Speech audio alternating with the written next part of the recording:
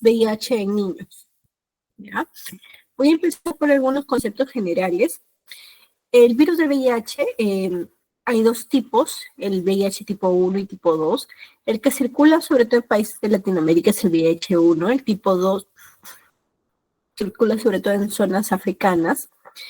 Eh, se, eh, ¿Cómo se originó? ¿No? Hay algunas hipótesis, se sospecha de contacto con sangre de primates, ¿ya? Infectados por el virus del SIDA.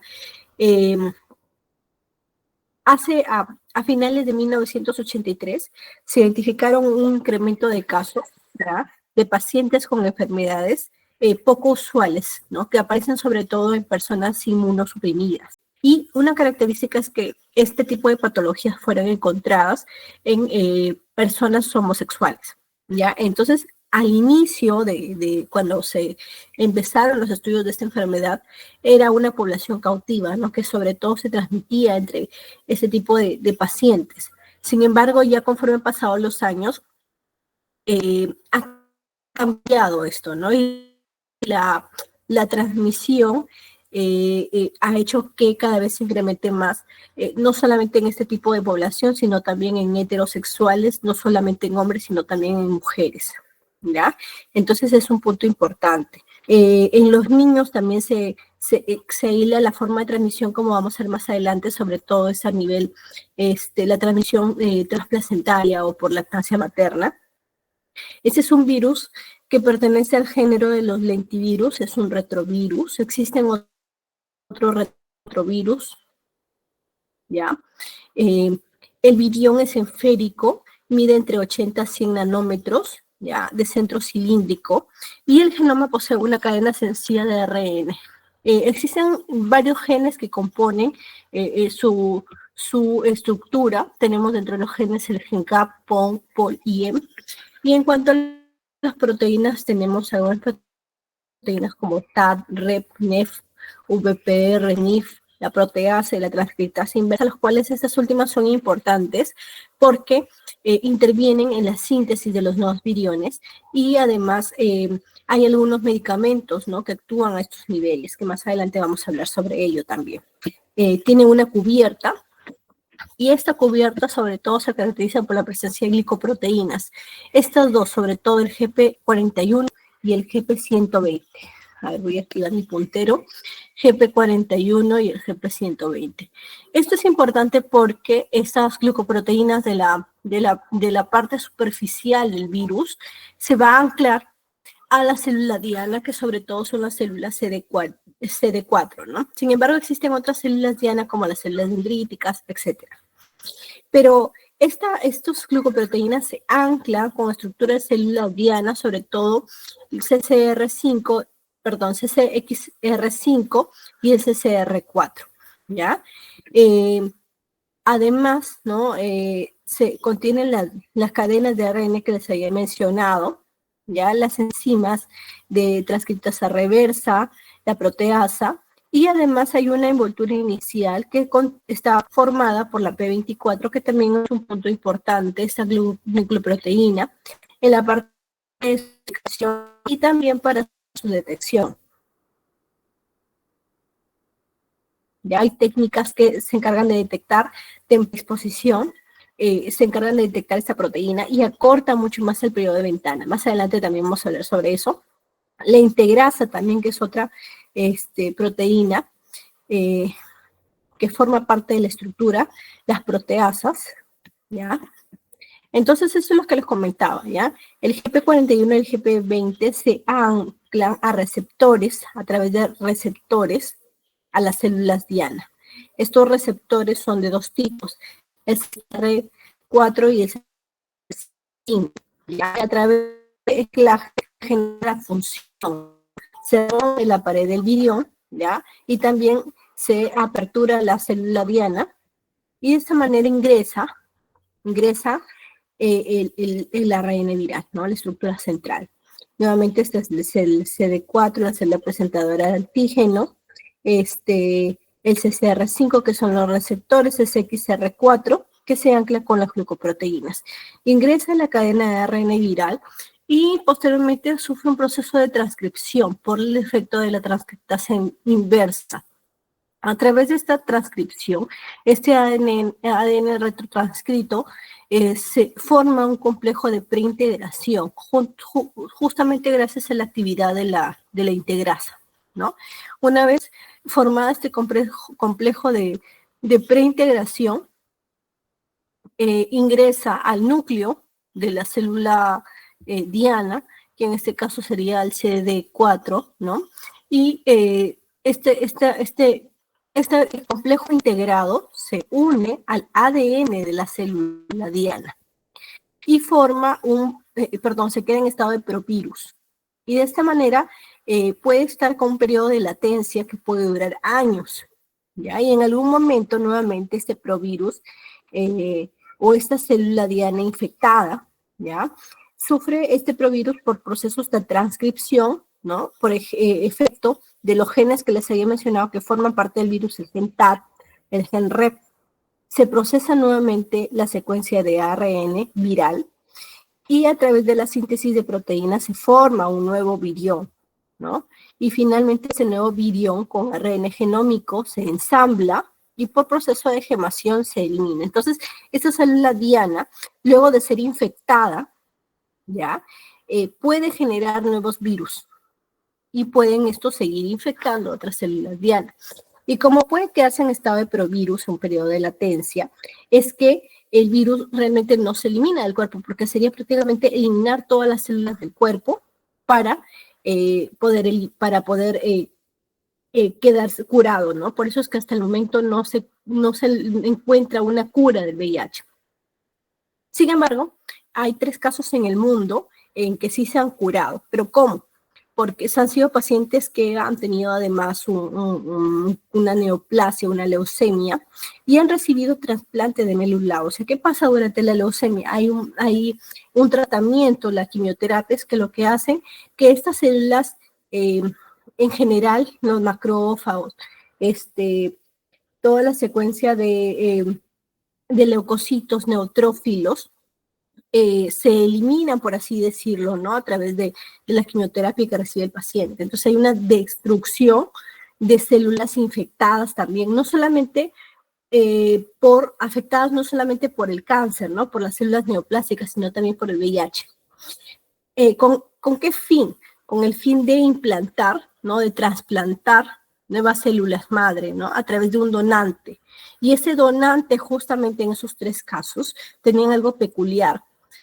Tenían algunas mutaciones que hacían que no expresaran estos receptores, ¿ya? O el CCR5 o el CXR4. Entonces, ¿qué pasa?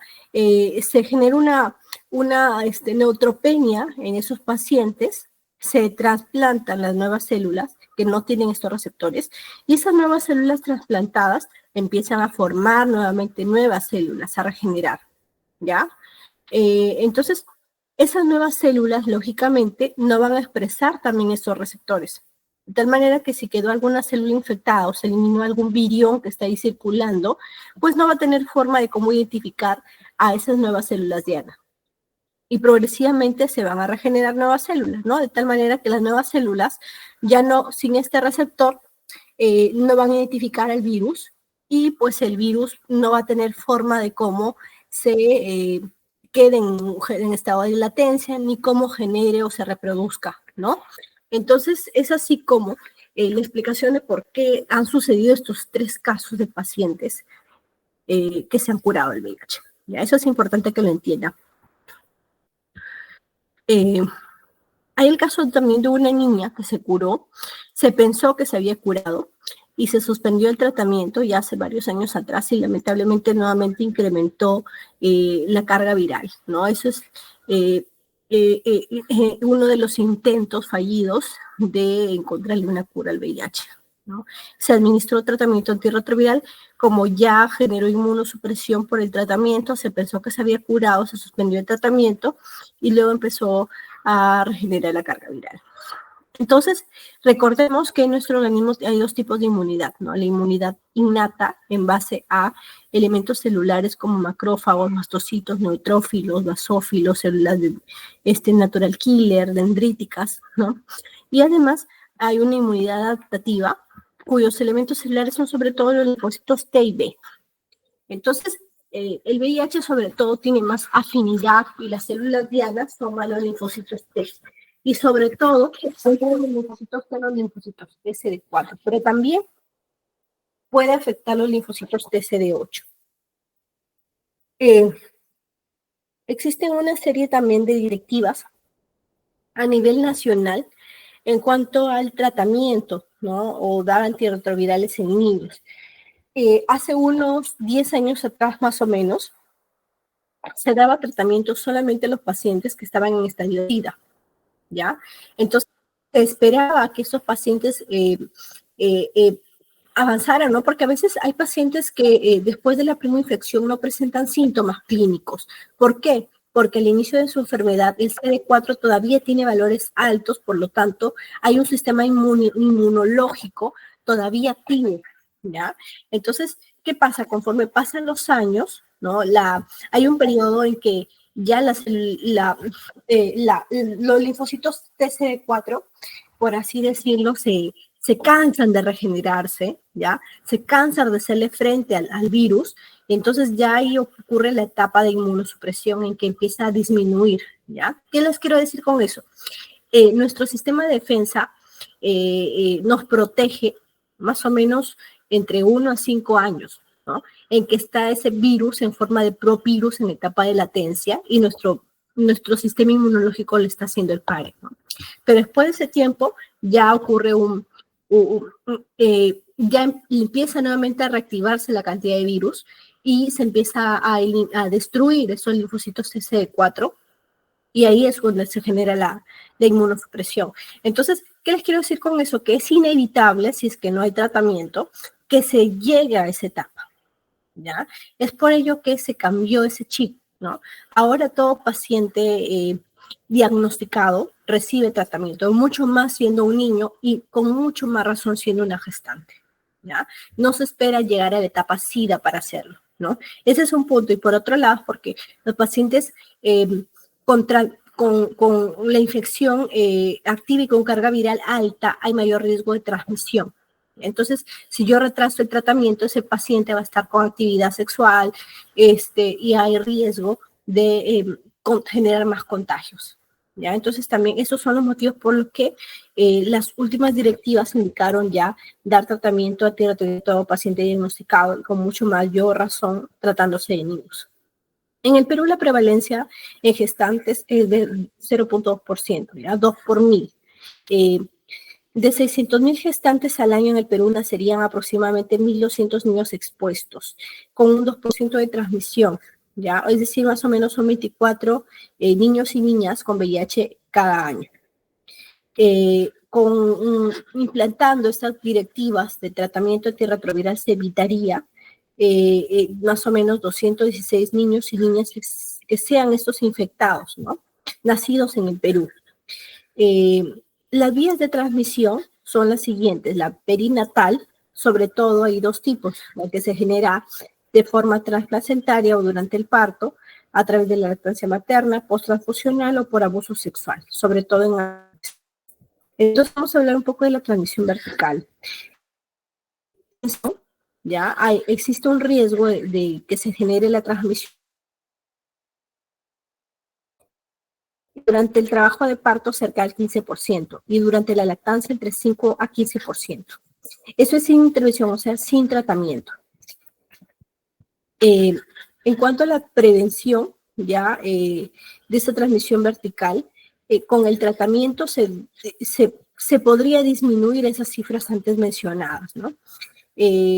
¿Cuál es la estrategia? ¿No? Si es que se detecta la gestante que tiene VIH y todavía el feto está intraútero, allí la mejor estrategia es el inicio precoz de los antirretrovirales. Si se detecta intraparto, igual antirretrovirales y cesárea. Y postnatal, suspender la lactancia materna. Y por supuesto, iniciar el tratamiento antirretroviral al recién nacido. Entonces vamos a ver, si hacemos una gráfica comparativa entre la tasa de transmisión y la carga viral materna durante el embarazo, vamos a ver que a mayor carga viral materna hay mucho mayor más de 93.126 copias, hay un 42.9% de riesgo de transmisión, ¿no? De transmisión. A diferencia, si es que la carga viral es menor de 6.573, la tasa de transmisión es entre 5.4%. Entonces, en una gestante que se mantiene no detectable, pues la tasa de transmisión pues, sería prácticamente nula. ¿Cuáles son los escenarios para la selección del tratamiento antirretroviral? Aquí tenemos 3 escenarios. El primero es una gestante con VIH diagnosticada durante la atención prenatal o con diagnóstico previo que no recibió targa. ¿Qué hacemos con ellos? En el niño lo bañamos inmediatamente con abundante agua y jabón después del parto. Aspiramos delicadamente las secreciones de las vías respiratorias evitando el traumatismo de mucosas y está contraindicada la lactancia materna. ¿Ya? En estos casos se indican sucedáneos de la leche materna. Y pues los niños los recién nacidos reciben profilaxis con sidobudina. Si el niño tiene una edad gestacional mayor o igual de 35 semanas, la dosis de sidobudina es 4 miligramos por kilogramo cada 12 horas por 4 semanas. Si tiene entre 30 y 35 semanas, pues la dosis es de 2 miligramos por kilo cada 12 horas por 2 semanas y luego se ajusta, perdón, sí, y luego se ajusta a 3 miligramos por kilo cada 12 horas por 2 semanas adicionales. Para los recién nacidos de menos de 30 semanas, la dosis es de 2 miligramos por kilo de peso bioral cada 12 horas por 4 semanas. Esta profilaxis debe indicarse en los recién nacidos dentro de las primeras 6 horas de vida, ¿ya? Hasta un máximo de 24 horas después de que nació. ¿Por qué? Porque más de ese tiempo ya es difícil de tener la transmisión, ¿ya? Entonces sí, lo ideal es las primeras 6 horas de vida. Si la carga viral gestante fue mayor de 1000, entonces allí ya se va a utilizar el escenario 3. ¿Ya? Entonces esto se hace, se administra sidobudina, se baña al niño, se evitan traumatismos y se contraindica la leche materna en el caso de que la madre fue diagnosticada durante la atención prenatal o con diagnóstico previo que nunca antes ha recibido targa. Ahora, el escenario 2 es una gestante con diagnóstico de VIH y que ha recibido targa antes del embarazo, ¿ya?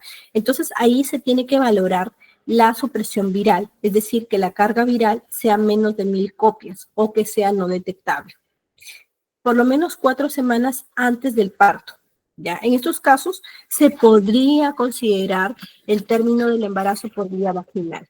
Sin embargo, ¿no? A pesar de esto, de esta posibilidad, la mayoría de ginecólogos igual terminan el embarazo por vía cesárea. El manejo del niño será siguiendo las recomendaciones del escenario 1, es decir, bañarlo, evitar traumatismos en la secreción, al aspirar secreciones y dar sucedáneos de leche materna. Si la carga viral de la gestante es más de 1000, 4 semanas antes del parto, pues se maneja según el escenario 3. En estos casos ya no se da profilaxis, ¿ya? Siempre y cuando la gestante tenga un recuento de copias menor de 1000. Y el escenario 3 es cuando la gestante es diagnosticada durante el parto. En esos casos, la terminación del embarazo será siempre vía cesárea, a no ser que haya una dilatación cervical menor de 4 o tenga las membranas íntegras, ya, mayor de 4, perdón. ¿Ya? Inmediatamente después que nace el bebé se le baña, se aspiran las secreciones, está contraindicada la leche materna y en estos casos el niño va a recibir profilaxis con sidobudina, las mismas dosis que les mencioné anteriormente, pero además de sidobudina va a recibir la amibudina, 2 miligramos por kilo cada 12 horas por 6 semanas, y nevirapina, 12 miligramos por kilo en 3 dosis al nacimiento y luego al tercer día y al séptimo día. Y el tratamiento en esos casos va a durar 6 semanas, ¿ya? ¿Qué categoría de riesgo de transmisión materno-fetal según la evaluación de la gestante? En pacientes con bajo riesgo de transmisión materno-infantil de VIH son las madres quienes reciben targa durante la gestación con supresión virológica sostenida cerca del parto, es decir, menos de 1000 copias las últimas 4 semanas. Ese es el resumen, se da sidobudina por 4 semanas. Pero las que tienen alto riesgo de transmisión Es decir, las gestantes que no reciben targa antes o durante el parto, o que solo reciben targa durante el parto, o las que recibieron targa, tratamiento antirretroviral es targa, de gran actividad, antes y durante el parto, pero que tienen una carga viral detectable, y particularmente si el parto fue vaginal, o las gestantes con infección aguda de VIH durante el embarazo o la lactancia. En estos casos se da tratamiento por 6 semanas, ¿no? De sidobudina con lamivudina y nevirapina al nacer, al tercer día y al séptimo día.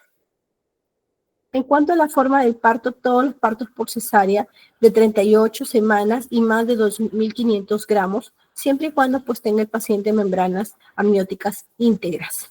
El día de la cesárea, las gestantes lo que hacemos es darle sidobudina, vía oral o endovenosa, 300 miligramos 4 horas antes y 3 horas, cada 3 horas hasta el parto. Por ejemplo, si el paciente la programa hoy día a la 1 de la tarde, entonces yo desde la mañana estoy dándole a medianoche, a las 3, a las 3 de la mañana, a las 6, y así cada 3 horas hasta 4 horas antes del parto.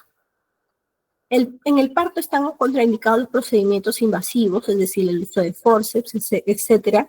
Evitar las rupturas de membranas más de 4 horas. En el caso de parto vaginal, solamente si es que la gestante llega con más de 4 centímetros de dilatación o las membranas rotas. Y en el recién nacido ocurre un clampamiento temprano del cordón, no aspiración y baño de esponja. ¿Cómo diagnosticarlos? En los niños menores de 1 año, ya el diagnóstico es a través de pruebas de pruebas de carga viral o pruebas de PCR, ¿ya? Y en los niños mayores de 18 meses, ya, el punto de corte es 18 meses. Cuando tiene más de 18 meses, sí se hacen pruebas para detectar anticuerpos, ya sea pruebas de screening o de tamizaje, a través de la técnica de ELISA o pruebas rápidas, ¿ya? O con pruebas confirmatorias como la inmunofluorescencia, que también detecta anticuerpos, o el IA, que es el Western blot, que también detecta anticuerpos, o PCR carga viral, ¿no? Que son pruebas moleculares. Ahí ese PCR es cualitativo, o sea, se me dice positivo, negativo, y este PCR es cuantitativo. Este PCR es de ADN y este PCR es de ARN, es decir, detecta la cantidad de virus en sangre. Entonces, cualquiera de estas pruebas a partir de los 18 meses, pero en menos de 18 meses, allí sí la detección hace a través de pruebas de reacción de cadena polimerasa, o sea, PCR, ya sea cualitativos o sea cuantitativos, ¿ya? Y mayor de 18 meses, 2 pruebas reactivas, de detección de anticuerpos por metodología diferente, ya sea por ELISA o por una prueba confirmatoria de inmunofluorescencia indirecta, ¿ya? Entonces, si tiene 18 meses ya la detección es como el adulto. En el adulto necesitamos para confirmar 2 pruebas positivas, pero con diferente técnica, ¿ya? Es por eso que aquí mencionan la técnica de ELISA o la técnica de IFI, ¿ya? Y en menores de 18 meses sí, detección de pruebas moleculares, ya sea cualitativos por PCR de ADN de VIH o cuantitativos por PCR de ARN, es decir, la carga viral. Entonces, ese es un resumen. La primera prueba, no solamente se trata de tomar una prueba, sino se le hace el seguimiento al paciente, al niño. El niño expuesto, es decir, el niño que la mamá tuvo resultado positivo de VIH durante el embarazo o el parto, o previamente a ello, se le toma una prueba inicial. Usualmente esta prueba la hacen al nacimiento o máximo hasta un mes, y le toman la prueba de prueba molecular, como tienen menos de 18 meses, ¿no? Entonces, si esa prueba sale positiva, se le repite la prueba molecular a los 3 meses. Ya, si sale positiva, pues se confirma el caso de VIH. Pero si la segunda prueba sale negativa, es un niño indeterminado y se le repite la prueba a los 4 meses. Si esta sale positiva, se confirma, pero si sale negativa, solamente se hace seguimiento y se le toma la siguiente prueba a los 18 meses. Si es que por lo contrario la prueba inicial fue negativa, se le toma una segunda prueba a los 3 meses y sale positiva, es un niño indeterminado y se le repite nuevamente la prueba molecular, ¿no? Pero, perdón, y si sale negativo, se descarta el caso de infección por VIH. Toma la historia natural de la enfermedad.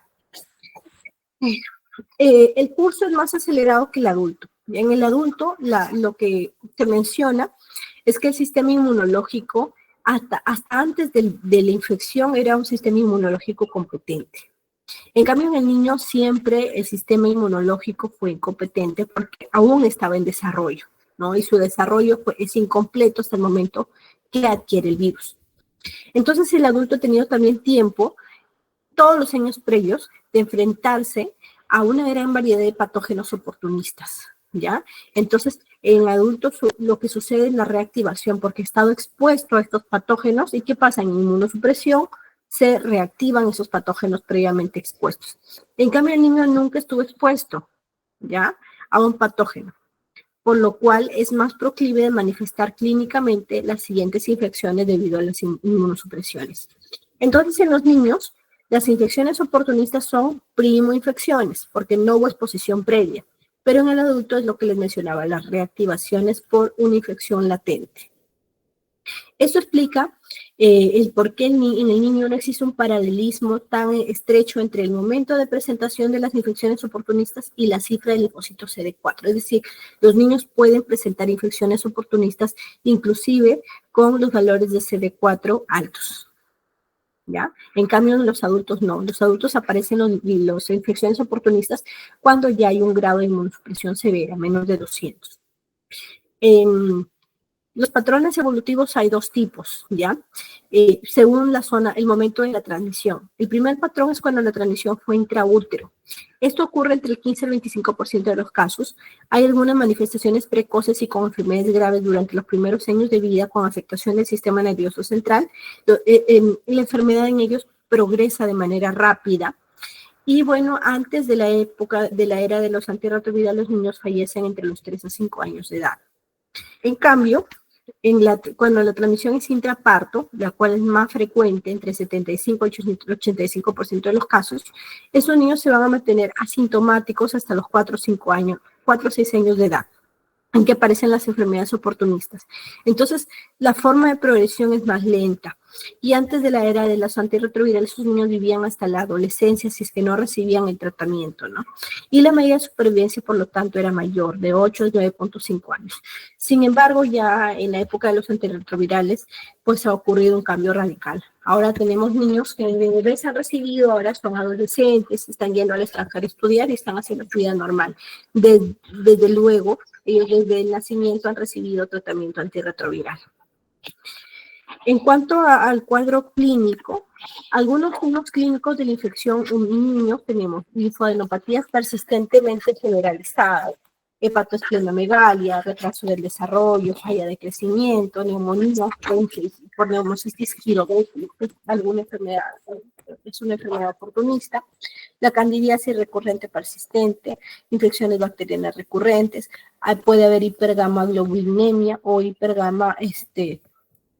puede haber hipergamaglobulinemia. Además, puede haber pérdida ponderal menor del 10%, diarrea, fiebre, fatiga muscular, candidiasis, leucoplasia oral vellosa, tuberculosis u otras infecciones bacterianas. En cuanto a la clasificación clínica, tenemos 4. La categoría N, que son los asintomáticos, la categoría A, que es síntomas leves, B, moderada y C, severa. La categoría N son los asintomáticos, ¿no? O síntomas, la categoría son síntomas leves. En estos casos pueden presentar los niños adenomegalias, hepatomegalias, ¿no? Lesiones cutáneas, esos son más adenomegalias, ¿ya? Cuadros de sinusitis recurrentes. En la categoría B son síntomas moderados. En estos casos pueden presentarse problemas hematológicos, ¿no? Problemas neurológicos, ¿ya? Púrpuras trombocitopénicas, las candidiasis, problemas cardiológicos también, ¿ya? Diarreas, ¿ya? Adenomegalias también, ya lesiones cutáneas establecidas, ya sea por bacterias. Aquí tenemos lesiones impetiginosas, ¿ya? Esos son adenomegalias intratorácicas también. Tuberculosis podemos observar en esta etapa, herpes, ya, desnutrición. Aquí vemos un caso de una consolidación apical, tuberculosis probablemente, ya, lesiones cutáneas extensas, ¿no? Como sarampión, varicelas, episodios de fiebre recurrentes. Y en la sintomatología severa tenemos pacientes que nacen con eritema tóxico, candidiasis esofágica, ¿no? Algunas lesiones micóticas, microcefalias, ¿ya? También un caso de impétigos severos, ¿ya? Es sarcoma de Kaposi, que son algunas neoplasias asociadas al VIH, tumoraciones cerebrales de origen infeccioso, ya sea por criptococomas, por toxoplasmosis, por tuberculomas, ¿ya? Linfomas de Burkitt, que también es otro tipo de neoplasia asociada al VIH. También tenemos adenomegalias intratorácicas o casos de neumonías severas, candidiasis esofágicas también, ¿ya? Enfermedades asociadas a gatos, pérdida ponderal considerable, ¿no? Diarreas de alto flujo, ¿ya? Y entre las infecciones oportunistas tenemos, por ejemplo, la infección por Mycobacterium tuberculosis. Esta en adultos es más por reactivación, pero en niños sobre todo es por primoinfección. La cantidad de niños con coinfección VIH y tuberculosis cada vez mayor, ¿ya? Hay que recordar eso. Ahora, la tuberculosis extrapulmonar, la tuberculosis pulmonar ocurre en cualquier estadio de la infección, pero la extrapulmonar es cuando ya hay un mayor grado de inmunosupresión. Por eso es que los niños con exposición a pacientes, o si en casa hay un paciente con tuberculosis, se les puede dar profilaxis con isoniazida. La neumocitis girovesi, ahora llamada neumocitis carini, perdón, antes llamada neumocitis carini, en los menores de un año con CD4 por debajo de 1500 tienen un riesgo del 90% de padecerla, ¿ya? Entonces, sí, eso tiene una relación con el nivel de CD4 usualmente. El cuadro clínico es una insuficiencia respiratoria aguda con elevación de la deshidrogenasa láctica. El patrón de la tomografía es un patrón en alias de mariposa bilateral, en compromiso bilateral, a predominio intersticial. Son cuadros o causas de síndrome respiratorio, de distrés respiratorio agudo. Ya el tratamiento es cotrimetopin, sulfamethoxazol y clindamicina, lo que tenemos acá, pero de primera línea es pirimetamina con sulfadiazina, que tampoco lo tenemos acá, ¿ya? Y existe una profilaxis para esta enfermedad, sobre todo a los niños que tienen CD4 menores de 200 con trimetopin, sulfamethoxazol. En cuanto a citomegalovirus, es un virus que puede estar asociado en la causa de los casos de mononucleosis febril, mononucleosis infecciosa. Generan periodos recurrentes de fiebre, adenomegalias. Usualmente es por exposición con animales, ¿ya?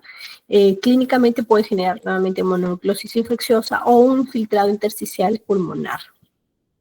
En los casos de toxoplasmosis, también está asociado con el recuento de CD4 menos de 100, ¿ya? En los niños lo que más causan son también un síndrome mononucleósico, pero además puede haber hepatomegalia, o puede haber, hay niños que generan, tanto por citomegalovirus como toxoplasma, generan lesiones oculares a nivel de retina, ¿ya? Que muchas veces llegan a la ceguera, lamentablemente, en los niños.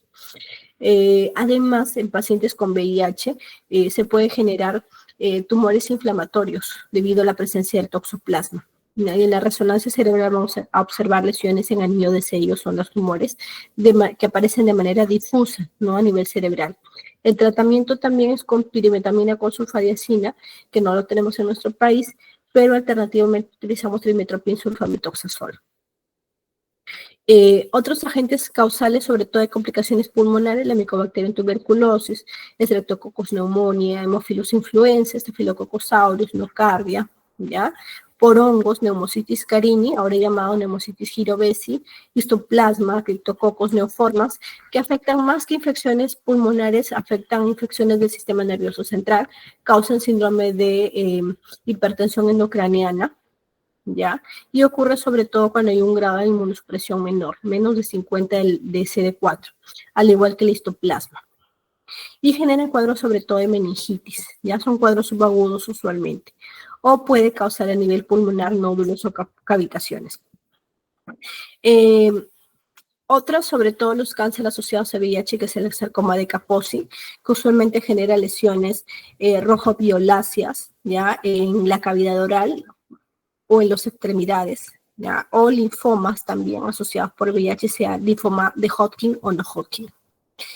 El estudio de las enfermedades pulmonares, hemogramas, gases arteriales, el estudio microbiológico, usualmente, bueno, idealmente lavado broncoalveolar, aunque no, eso no pasa con todos los pacientes, sobre todo los niños, hemocultivo, radiografía de tórax o tomografías. Entonces, ¿qué es lo que se está planteando y qué es lo que plantean las normativas? Una atención integral, ¿ya? Y la atención integral que se encargue de observar no solamente el tratamiento, el manejo clínico, sino también que se encargue de dar cuidados de enfermería. La enfermera, la función de ellas en el programa, en estos niños, es asegurar la adherencia al tratamiento, ¿ya? Porque es que a los niños no les gustan los medicamentos, no les gustan los jarabes. Entonces, aquí es un arduo trabajo de apoyo, sobre todo con los padres, ¿ya? Para que mejore la adherencia al tratamiento. Consejo y apoyo emocional, también a la familia, nutrición o apoyo social. En cuanto al manejo clínico, pues suspender la lactancia materna. Y ese es un punto clave, ¿ah?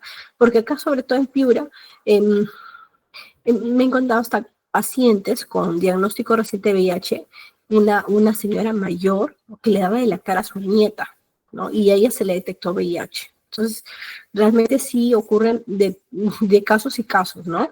Entonces, siempre hay que dar esos mensajes a la población, ¿no? Lactancia materna, mucho más si es que hay factores de riesgo, la consulta mensual, ¿no? Para hacerle seguimiento, la adherencia del tratamiento, sobre todo el primer año que inicia el paciente, sus antirretrovirales, pruebas de laboratorio, el carnet de vacunación, la profilaxis con el trimestoprim sulfametoxazol que les había mencionado, ¿ya? En cuanto a las inmunizaciones, el calendario de vacunas, ¿no? ¿Cuáles son las vacunas que están contraindicadas, las que contienen virus vivos atenuados? Como por ejemplo sarampión, rubiola, paperas, varicela, fiebre amarilla, la polio oral. Eso no se administran en caso de inmunosupresión en estos niños, ¿ya? Si es que el niño no nace y no tiene signos de inmunosupresión severa, podría recibir la vacuna, de lo contrario se suspende, ¿ya? No se administra la vacuna de antipolio oral a esos niños expuestos o con infección por VIH. Entonces es el calendario que manejan ellos. Las primeras 12 horas, si no hay signos de inmunosupresión severa, la BCG, la hepatitis B. A los 2 meses, pues hepatitis, polio, la DPT, la hepatitis y rotavirus. Y puede administrarse la neumococo conjugada. A los 4 meses también lo mismo. A los 6 meses, las 4 primeras. A los 7 meses, influenza. A los 8 meses, un refuerzo de influenza. A los 12 meses, SPR, la neumococo conjugada y varicela. ¿Ya? A los 18 meses, la polio inactivada y la DPT, ¿no? Y SPR. 4 o 6 años, la polio y la DPT, y a los niños de 10 años contra el papilomavirus. En cuanto a los sucedáneos de la leche materna, pues es con las leches artificiales, bueno, ya que vienen ya con suplementos, hace la cantidad de latas que se le entrega por mes, y se le hace el seguimiento, se les da el tratamiento hasta los 12 meses, se les da la leche materna, los sucedáneos de leche materna. En cuanto a la profilaxis, tuberculosis, siempre y cuando se le haya descartado a tuberculosis, ¿ya? Y la profilaxis es con isoniazida, 5 miligramos por kilo por día. Si a los 6 meses se le diagnostica infección por VIH, continuar con la quimioprofilaxis hasta completar 12 meses. Para neumocistosis, a partir de la 6ª semana de vida se da con trimestoprim sulfametoxazol. Y con citomegalovirus a partir de 1 año de edad, lo que se indica es la detección de anticuerpos para citomegalovirus a todos los niños,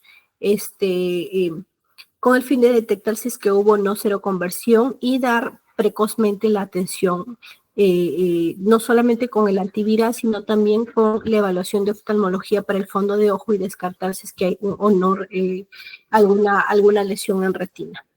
En cuanto al tratamiento antirretroviral, el objetivo es mejorar o preservar la función inmunológica del niño, prevenir o restaurar el crecimiento y el desarrollo normal, prevenir las complicaciones infecciosas y neoplásicas, prolongar la vida y lograr niveles de carga viral indetectables para mejorar los niveles de CD4. ¿Quién debe iniciar Targa? Todos los niños y niñas, ¿no? Con diagnóstico de VIH, independientemente de la categoría clínica, inmunológica y la carga viral. La clasificación inmunológica, cuando tienen menos de un año y tienen CD4 más de 1500, no inmunosupresión. Entre 750 y 1499, supresión moderada. Menos de 750, supresión severa. Entre 1 a 5 años, más de 1000, no supresión. De 500 a 999, supresión moderada. Y menos de 500, supresión severa. Y a partir ya entre los 6 a 12 años es ya casi como el adulto. No supresión cuando tiene más de 500 CD4. Supresión moderada entre 200 y 499 y menos de 200, supresión severa. En cuanto a la terapia antirretroviral, existen los siguientes grupos de antirretrovirales. Los inhibidores análogos de nucleósidos de transcriptasa inversa, como sidobudina, didanosina, lamivudina, estabudina, abacavir, ¿ya? Actualmente lo que más se usa es la lamivudina, ¿ya? O entricitabina, que no está incluido acá. En otros países también se utiliza estabudina o abacavir, pero en estos casos de abacavir hay que descartar que el niño sea alérgico al abacavir, y para ello se hacen unas pruebas específicas de detección del alelo, para descartar que no posea ese riesgo de alergia, de reacción.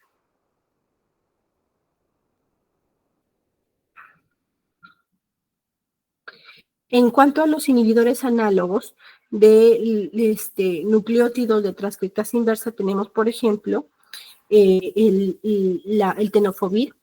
En cuanto a los inhibidores no análogos nucleócidos de transcriptasa inversa, nevirapina y efavirenz, ¿ya? En cuanto a los inhibidores de proteasa, tenemos lopina, ritonavir, atazanavir, ritonavir, darunavir, ritonavir, y en los inhibidores de fosfo tenemos la enfuvirtide. Y además tenemos otro grupo que no está aquí mencionado, que es el grupo de la transcriptasa inversa, y tenemos ahí el dolutegravir, que ahora forma parte del esquema de primera línea, y raltegravir, ¿ya? El alelo que les había mencionado para detectar si es que hay o no alergia al abacavir es el alelo HLA-B5701, ¿ya? Entonces, hay también otros fármacos como Maraviroc, que actúan a nivel de inhibición de la unión con los receptores CCR5, ¿ya? El TARGA para pacientes nuevos debe incluir al menos 3 antirretrovirales, 2 inhibidores nucleócidos de transcriptasa reversa y un inhibidor no nucleócido de la transcriptasa reversa, como se muestra en el cuadro. Por ejemplo, tenemos 2 inhibidores nucleócidos de la transcriptasa inversa, que hay un ejemplo, sidobudina y lamivudina, y un inhibidor no nucleócido de otra familia como inhibidor de proteasa. Entonces tenemos, por ejemplo, nevirapina o efavirenz, o podemos combinarlo con lopinavir, ritonavir, o atazanavir, ritonavir, o inhibidores de integrasa, ¿no? Con raltegravir, por ejemplo, ¿ya? También otros esquemas, tenofovir con lamivudina, o tenofovir con entricitabina, con nevirapina o efavirenz, o con lopinavir, ritonavir, ¿ya? O atazanavir, ritonavir, o inhibidores de la integrasa como raltegravir o dolutegravir. Y es así como se combinan los esquemas. Efectos adversos, sidobudina, que es el más recomendado, sobre todo en niños. Sin embargo, hay muchos efectos adversos, sobre todo la anemia, ¿no? Niños con menos de 10 de hemoglobina no se indica la sidobudina. Y en estos casos se puede cambiar, por ejemplo, por abacavir. ¿Ya? En niños más grandes sí le iniciamos con tenofovir y entricitabina. Los esquemas alternativos con IPS, los que les mencionaba, lopinavir, ritonavir, atazanavir, ritonavir, o nelfinavir, ya más 2 inhibidores de transcriptasa reversa. Entonces, el tratamiento de primera línea para niños, atazanavir, lamivudina y nevirapina, ¿ya? De segunda línea, sobre todo en anemias, se puede utilizar la didanosina, lamivudina, nevirapina, tenofovir, lamivudina y nevirapina, ¿ya? En insuficiencia hepática, por ejemplo, no se puede utilizar nevirapina, se puede utilizar sidobudina, lamivudina y efavirenz, ¿ya? Si es que pesa más de 10 kilos. Y es así como se van armando los otros esquemas alternativos, ¿no? Pero siempre el principio es el que les mencionaba, combinar 3 fármacos de grupos diferentes, ¿ya? pero los dos primeros sí pueden ser inhibidores nucleótidos de transcriptasa inversa.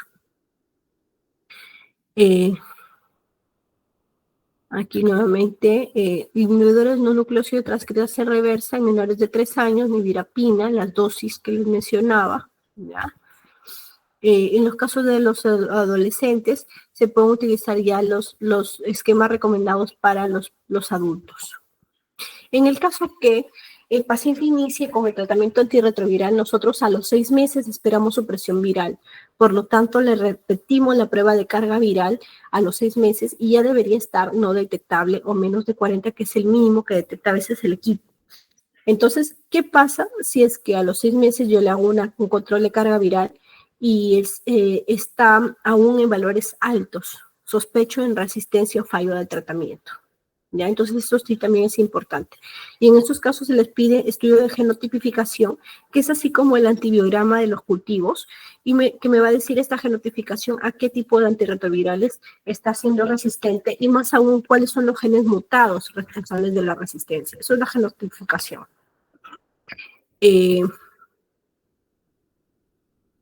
Esos son esquemas que pueden inducir también utilizando estos antirretrovirales, ritonavir, saquinavir.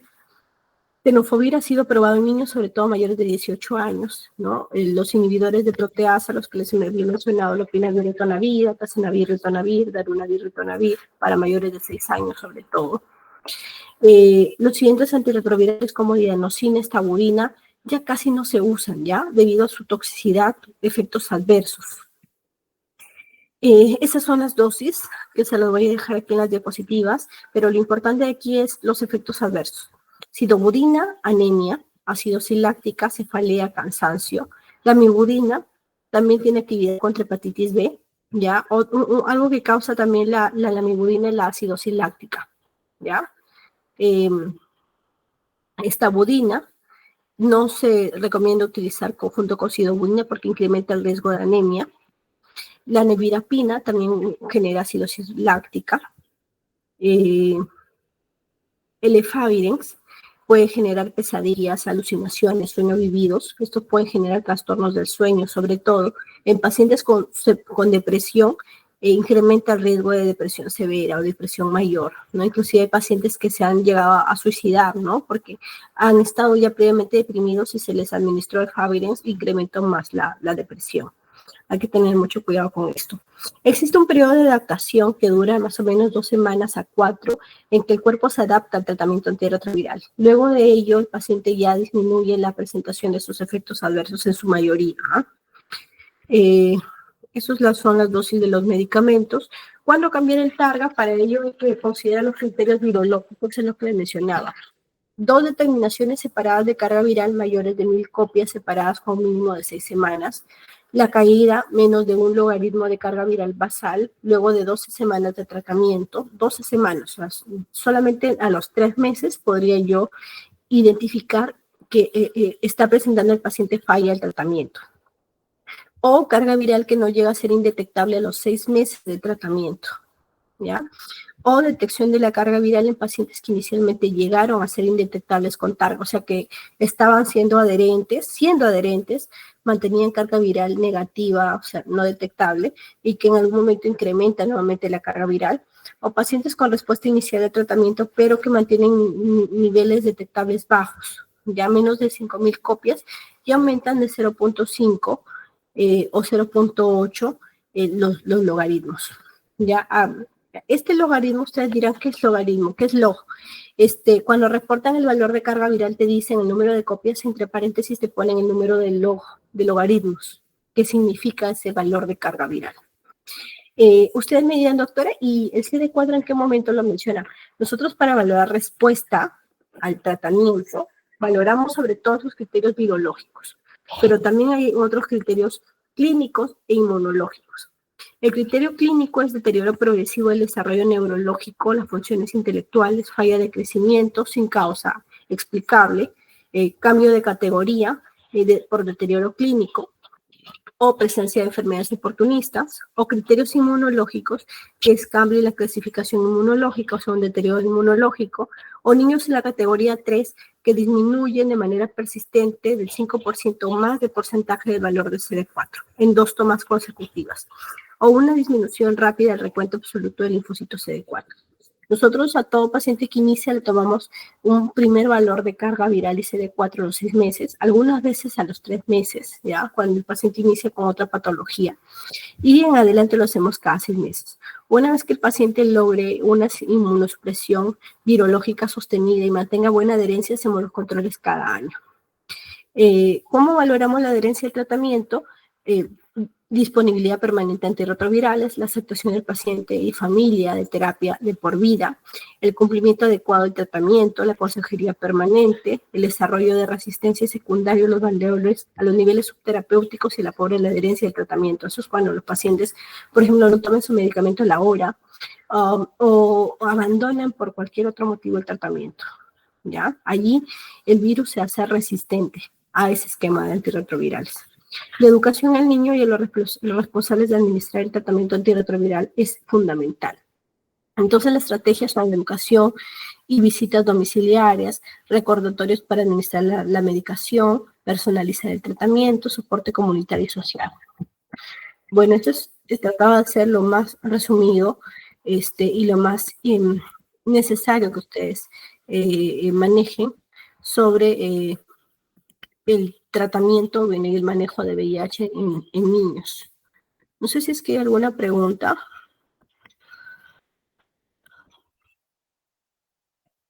Doctora, en una parte mencionó que era menor a 4 centímetros, pero luego corrigió. Me quedó esa duda ¿En qué parte? No te entiendo. de la dilatación al momento Ah, del ya. corte. A la dilatación es cuando es mayor, más de 4 Sí, pero en la centímetros idea de parecía dilatación. menor a 4, ¿no? Sí, sí, sí.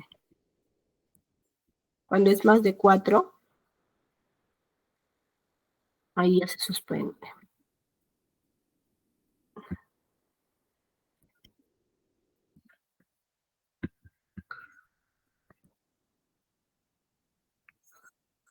Bueno, en este momento te voy a enviar de una vez las diapositivas. Ya no te falta ninguna, ¿verdad?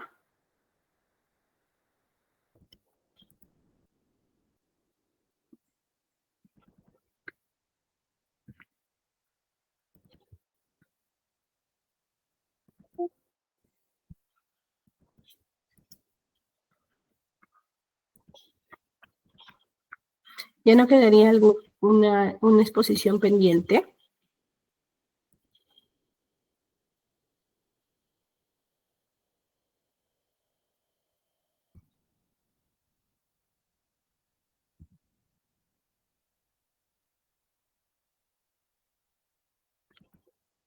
Bueno, eso sería todo entonces. Buenas noches. Hasta luego, doctora. Hasta luego, doctora.